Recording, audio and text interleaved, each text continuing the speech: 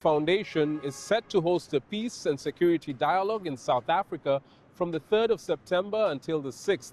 The gathering is meant to bring together Congolese officials, civil society activists, opposition figures, religious leaders, and armed groups like the M23 rebels. But Kinshasa says it will not take part. The government spokesperson, Patrick Muyaya, dismissed the dialogue as inappropriate, accusing Thabo Mbeki of bias in his past remarks about the conflict. Officials also say the former South African leader is too close to ex-President Joseph Kabila, who is now facing treason charges linked to the M23 rebellion.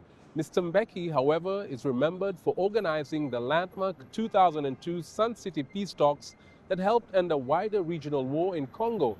This time, though, Kinshasa authorities say they will focus on US and Qatar-led mediation efforts instead. The M23 rebel group is largely led by ethnic Tutsis who say they are fighting to protect their community from a rival militia of Hutus known as the FDLR. The insurgency has displaced over 1 million people and heightened tensions with neighboring Rwanda. Chris Ochamringa. Okay, so that is the video about the whole topic I want to discuss today. So it was shared by the SADC news saying the government of the Democratic Republic of Congo has declined an invitation to a peace and security dialogue organized by the Foundation of former South African President Thabo Mbeki.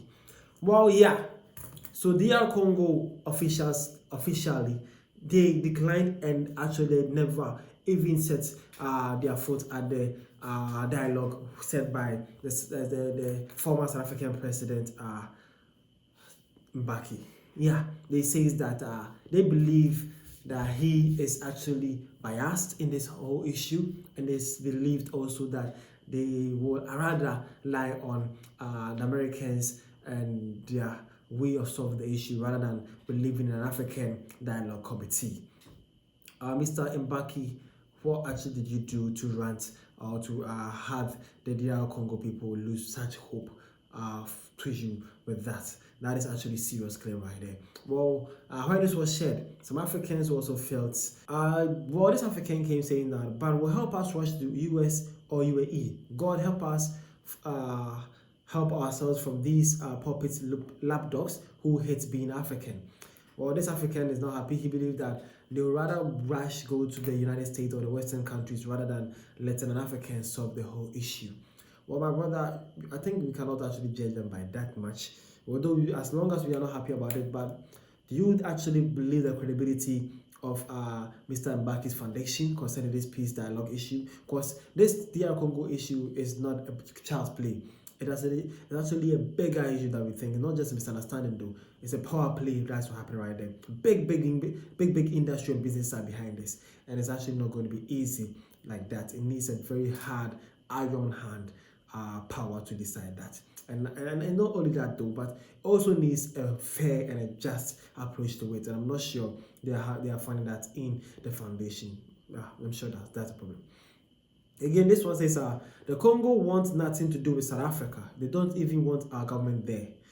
Not necessarily that. It's just a particular foundation and group and how they're handling things that they don't like. But I'm not sure that they don't want to have South Africans there. They do. South Africans have helped them a lot with this crisis. Yeah, they do. Again, this one says Thabo Mbeki is a madman. He is the reason why Zimbabwe is in crisis today. It was him in 2008 who betrayed Zimbabweans. That is why they recalled him before his tenure expired. He's an educated, delusional folk and should never be allowed to help anyone. He lacks sense and logic. But that's a big claim right there. That's a huge claim there. Again, this one says they are a sovereign country and are not obligated to meet with anyone. That's for true. That's for sure also. Yeah, that's sure too. And lastly, man says that even though South Africa spent decades defending Congo and lives lost to protect Congolese lives, they never said thank you once. Instead, they bowed to Trump and signed their minerals to them. Once we realize that African nationals hate South Africans with the nation, the better. I'm not sure people hate the South African nation. We all actually condemned that they actually signed, the DR Congo signed that trade and a mineral deal with the US by actually letting them to protect them in return of their minerals. That we all actually condemned that. I'm not sure any African country truly hates South Africans, though. We all love each other. some people may have different thoughts and point of views, but basically, if South Africa is to face any serious war with any other world country, I'm sure Africa will be there to support, right? Right? Yeah, I'm sure we will be there. So basically, no one actually hates South Africa.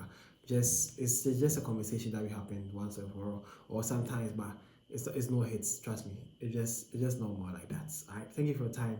See you guys around for more African details. So that's what happened between DR Congo and the South Africa's former president Mbaki's foundation concerning the dialogue for peace treaty in DR Congo.